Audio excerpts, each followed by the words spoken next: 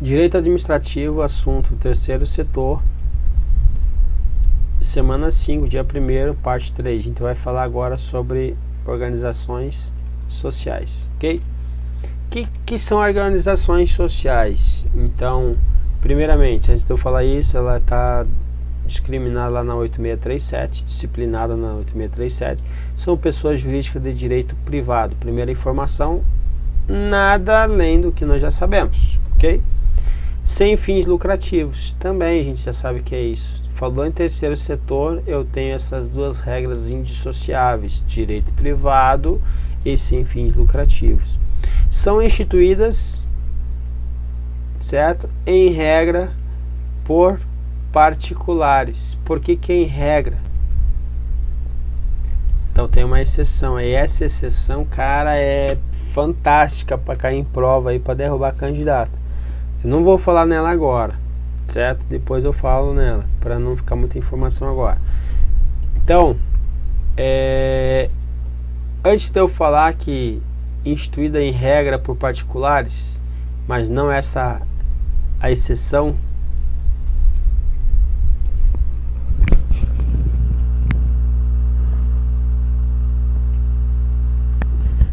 escrever aqui em cima. Então, por particulares pode ser uma fundação,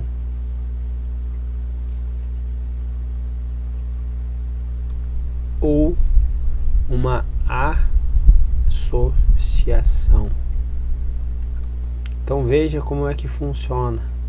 Um particular cria uma fundação ou uma associação. Agora ele vai solicitar o que? Uma qualificação. Então, se ele está solicitando uma qualificação, não cria-se, o particular não cria uma organização social, ele pede uma qualificação para ela se transformar numa organização social, perfeito? Pede para quem? Então é qualificada pelo Poder Executivo. Informação importante aqui. Ela é um ato que pode ou não ser qualificado. Então ela vai ser um ato que, como que é o nome do ato? Ato discricionário. Lembra? Porque pode ou não ser aprovado. Então pode ter todos os requisitos ainda ser negado pelo executivo. Quem é o executivo? É o chefe do Poder Executivo. Qual o âmbito? Da União, Estado / Distrito Federal ou... ficou bonito esse M aqui, né? Município. Então aqui no primeiro nós temos quem? O presidente da República. Aqui nós temos o governador. E aqui nós temos quem? O prefeito, ok? Então essa é as regrinhas. Aqui essa em regra, eu vou colocar aqui, depois a gente fala mais ela. Uma fundação pública pode se transformar também numa OS. Depois a gente fala sobre isso, tá? Só para dizer que a regra é criada por particular, mas tem essa exceção aqui que a gente fala depois, que ela é muito importante. As atividades. As atividades, ela tem um rol taxativo. O que significa rol taxativo, gente? Significa que eu não posso ampliar, a não ser por lei, obviamente, mas eu não posso criar uma OS que não seja relacionada às atividades de ensino, ou pesquisa científica, ou desenvolvimento tecnológico, ou cultura, proteção e conservação do meio ambiente e saúde, perfeito? Então esse rol aí é o rol taxativo.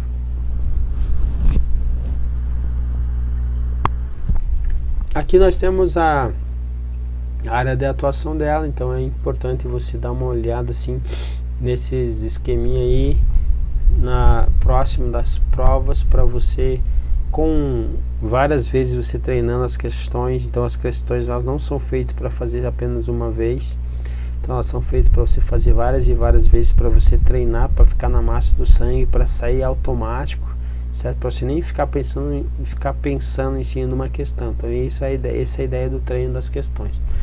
Isso daqui, no treino você consegue desenrolar, mas sempre é bom estar aí próximo das vésperas de prova, você está pegando esses esqueminha aí para você não esquecer esses detalhes. Então, nós já falamos isso aqui, que nenhuma entidade nasce com o nome de organização social. Então ela é uma entidade criada vai ser uma associação ou fundação, e aí vai se habilitar perante o poder público, vai receber então um título jurídico outorgado ou chancelado pelo poder público. Esse título vai ser o que? De organização social.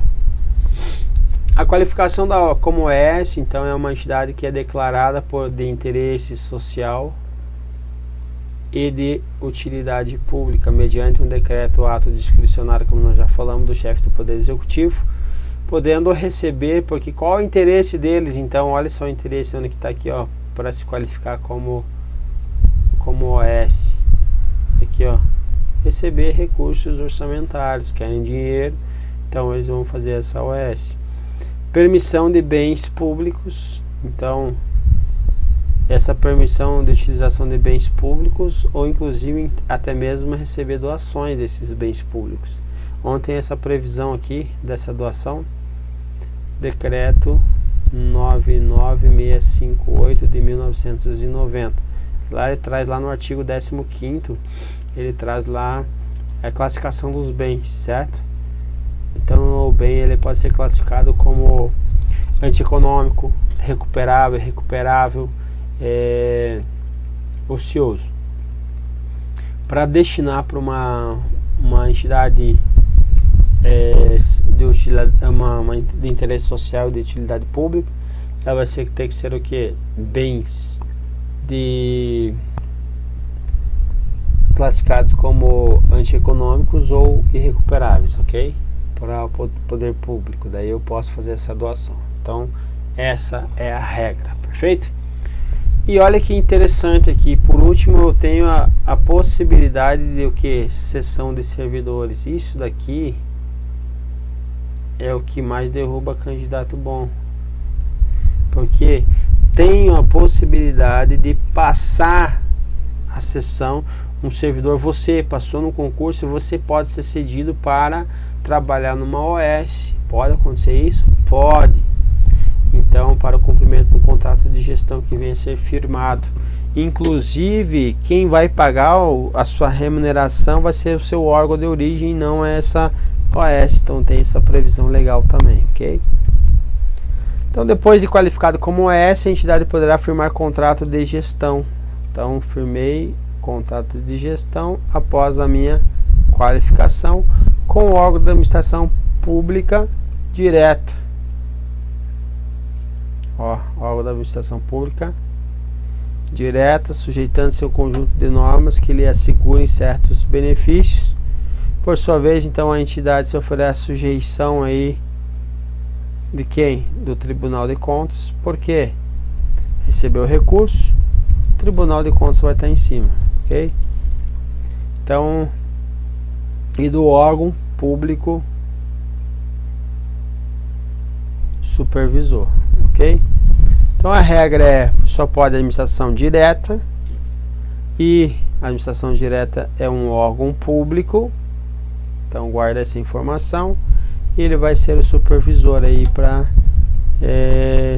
desse contrato. Então não se trata, então, novamente, de atividades delegadas, ok? Como são as efetuadas pelas concessionárias, como nós já pontuamos isso, mas sim o que? Uma atividade privada com incentivo do poder público. Tem algum exemplo aí, Vandei, sobre isso? Tem. Então vamos falar aqui da chamada Roquette. Nem sei como escreve Roquette, acho que é assim.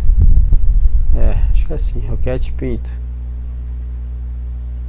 Uma OS firmou um contrato de gestão com o Ministério da Cultura agora, recentemente, Imagina o seguinte, o Ministério da Cultura lá tem uma estrutura assim, ó. Embaixo do Ministério da Cultura que tem uma secretaria chamada SAV, Secretaria de Audiovisual. Dentro da SAV lá tem a tal de Cinemateca, certo? Aqui dentro da Cinemateca que eles fazem, eles cuidam de um tipo uma biblioteca, certo? Só que de filmes, certo? Filmes que eles têm lá o formato deles, aqueles de filme mesmo, aqueles de rolos. Esses rolos aí, eles têm que ter eles são altamente inflamáveis, dependendo a temperatura que eles estão, pega fogo, já correu pegar fogo inclusive lá, e tem filmes que são um patrimônio histórico lá dentro. Então acaba que às vezes tem só uma cópia daquele filme, e se você perder aquilo ali é um desastre. Então e os servidores que tem lá dentro hoje, que são técnicos dessa parte aí de áudio e vídeo, eles estão se aposentando, o cargo está em extinção, não se faz mais concurso para isso. E agora, como é que eu faço com a Cinemateca? Fizeram o que? Um contrato de gestão. Roquete Pinto vai fazer então a gestão da Cinemateca. Então aqui dentro inclusive pode ficar servidores cedidos na Cinemateca. Quem paga o salário desse servidor vai ser o próprio Mink, beleza? Nos termos da lei de licitações de contrato, será dispensada a licitação para a celebração de contratos para prestação de serviços com as organizações sociais qualificadas no âmbito das respectivas esferas de governo, para atividades contempladas no contrato de gestão, certo? Que ele está me dizendo aqui? Então, primeiramente, para a OS, tem uma OS, tem a qualificação. Agora eu posso fazer uma licitação. Nesta licitação vai ser de acordo com o que as atividades dele lá, que é relacionadas à educação, à pesquisa tecnológica, à saúde, à cultura, à preservação do meio ambiente, conservação. Então, nestas áreas é que você vai poder fazer a celebração de contrato de gestão. O que é outra informação importante? Dispensa na licitação significa que eu não vou precisar fazer uma licitação. Eu posso ter 3 orçamentos para comprovar a vantajosidade econômica e opto pelo menor preço. Mas quando você consegue fazer esses 3 orçamentos, ele fica muito mais tranquilo do que eu fazer uma licitação pública, modalidade pregão eletrônico, que pode entrar uma infinidade de pessoas aí para disputa desse objeto, ok? Então, a dispensa ela é possível para a celebração de contratos aí com essas OS. Que é interessante aqui? A dispensa só vai ocorrer no âmbito da qualificação, de onde ocorreu a qualificação. Exemplo, se ocorreu a qualificação no âmbito da União, a lei 8666 vai estar escrito aí nesse artigo 24, inciso 24 também, 24, ele vai trazer o que? A possibilidade da dispensa, certo? Ou seja, se for a União, só a União pode dispensar. Se for o Estado, a União não pode dispensar, tem que fazer licitação. Se for a União, o Estado não pode contratar por dispensa, o município não pode contratar por dispensa. Essa é a regra, ok? Tem exceção? Não. Tem exemplo? Tem. Olha só o que aconteceu com o nosso amigo aqui, ó, vou colocar aqui do lado, chamado CESP. CESP, lembram do tal do CESP? Vocês já viram que agora tem um outro nomezinho que vem junto, que é o nome de SEBRASP? Já perceberam isso nas provas? Eles colocam CESP barra SEBRASP. Por que aconteceu isso? O CESP, o SEBRASP, onde eu vou colocar aqui, é o que? Uma organização social que nasceu em 2014. Por que nasceu essa organização social aqui? O CESP, ele ganhava muitos contratos eram firmados aí com órgãos públicos por meio de quem? Da dispensa. A PF era um dos que mais contrataram ele por dispensa. MPU, Polícia Federal, Polícia Rodoviária Federal. Então teve muitos e muitos contratos aí que eles firmaram por muitos e muitos tempo aí, certo? O que rolou? TCU chegou, falou assim: ei, meus amigos cespianos, vocês não são organizações sociais, vocês não podem contratar por dispensa, pode parar com essa palhaçada, acabou. Então agora vocês vão ter que participar de licitação, certo? Só vão poder ser contratados por meio de licitação. O que eles fizeram? Correram para ser qualificados. Então montaram aí uma fundação e aí fizeram o que? Uma qualificação que ocorreu em decreto 2013 e começou a vigorar em 2014 como organização social para continuar se beneficiando dessa contratação por dispensa.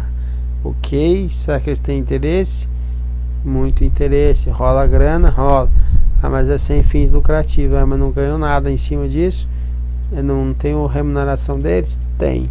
Então é por isso que eles estavam no desespero. Então esse aí é o exemplo mais recente. Obviamente que não vai cair isso na prova, inclusive do próprio CESP, porque seria uma situação meio inusitada aí. Ele está apontando aí uma situação que beira a imoralidade, ok? Então outras palavras, não tem outras palavras, a gente já falou. Continuando. Então aqui que eu estava falando lá, que era a regra, que são criados por particulares, mas nós temos a exceção, que essa exceção, quando cai em prova, derruba muita gente. Que é o que? Organização social, ela pode ser oriunda de uma transformação de uma fundação pública. Em outras palavras, fundação pública pode ser transformada ou fundações transformadas em organizações sociais. Então ele está dizendo assim que a administração indireta ela pode virar uma paraestatal? Pode. Olha que uma questão que beira um absurdo você responder como sim. Olha, mas está aqui a previsão, então você responderia sim, certamente. Mas muita gente boa ia errar uma questão dessa, porque então fundação pública, previsão legal. Fundação pública pode ser transformada em organização social. Exemplo aqui, ó, Fundação Federal Roquete Pinto. Criação da SERP por uma associação de comunicação educativa Roquete Pinto. Isso daqui foi exatamente com essa associação de comunicação Roquete Pinto que o Ministério da Cultura firmou então o contrato de gestão para gerir lá a Cinemateca, ok? Então esse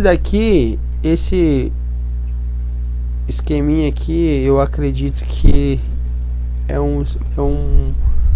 uma das questões que seriam assim mais difícil a pessoa responder pelo senso comum, certo?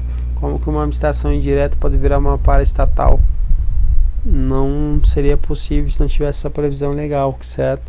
Então guarda essa informação, caiu na prova, aí você certamente vai estar na frente do pessoal. Aqui eu trago o exemplo da ONB, como nós já falamos. Principais características da organização social, a gente já falou então que elas são o que? Direito privado, não tem fins lucrativos. Ela habilita-se perante então, a administração pública para obter então uma qualificação perante a administração pública, leia-se poder chefe do Poder Executivo. Uma vez declarada como OS, então intitula-se entidade de interesse social e utilidade pública. Pode atuar na área de ensino, como nós já falamos, pesquisa científica, desenvolvimento tecnológico, proteção e preservação do meio ambiente, cultura e saúde. Possui deliberação superior, então ele está falando aqui que ele tem o que? Tem um conselho, certo? Esse conselho vai ter o que? Composição de representantes do poder público. Então, nesse conselho participa o poder público, representantes do poder público e membros da comunidade com notória capacidade profissional relativa à área de atuação da organização social e tem que ter idoneidade moral, certo? Então, esses conselhos aqui, eles vão estar trazendo o que? Deliberações relacionadas aí ao interesse da organização social. O contrato de gestão declara então atribuições, as responsabilidades, a obrigação do poder público, você vai ter recursos, desembolsos financeiros, o cronograma desse desembolso financeiro, vai ter as obrigações da organização social, vai ser especificado o programa de trabalho, então quais os trabalhos, as métricas, prazos, execução, quais os critérios objetivos para avaliação desse desempenho, quais são os indicadores que serão utilizados. Então tudo isso vai estar no nosso contrato, certo, de gestão. A supervisão, por óbvio, a supervisão vai ser por quem? Por órgão, certo? E aqui nós trazemos aqui a situação que uma entidade pode firmar um contrato de gestão com uma organização social, certo? Então eu trouxe aqui lá no início uma doutrina, que eu estou trazendo uma outra doutrina, e essa aqui é a doutrina majoritária, tá? O pessoal vem falando que entidades sociais podem sim, entidades públicas podem firmar contratos de gestão por organização social, ok? Então essa é uma discussão dentro aí da doutrina, mas a gente vai se posicionar pensando que isso daqui é possível. A entidade pública pode firmar contrato de gestão com organização social. Então leva essa informação final aí para a tua prova. Recebe recursos orçamentários, certo? Porque vai trabalhar, vai ter um contrato, vai ter o que? Um recurso, vai ter para cobrir seus custos necessários ao cumprimento das atividades e aloca servidores. Isso daqui também é um top 10 com ônus para o órgão de origem. Então isso aqui, quando cai, despenca nota de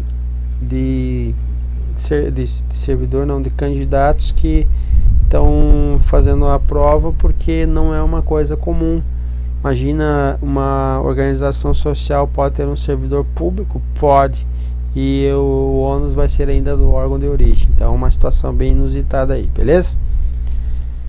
Então aqui tem o que? Por fim, tem aqui então o resumo das OS. Então vai ter uma qualificação pelo chefe do Poder Executivo, é um ato discricionário.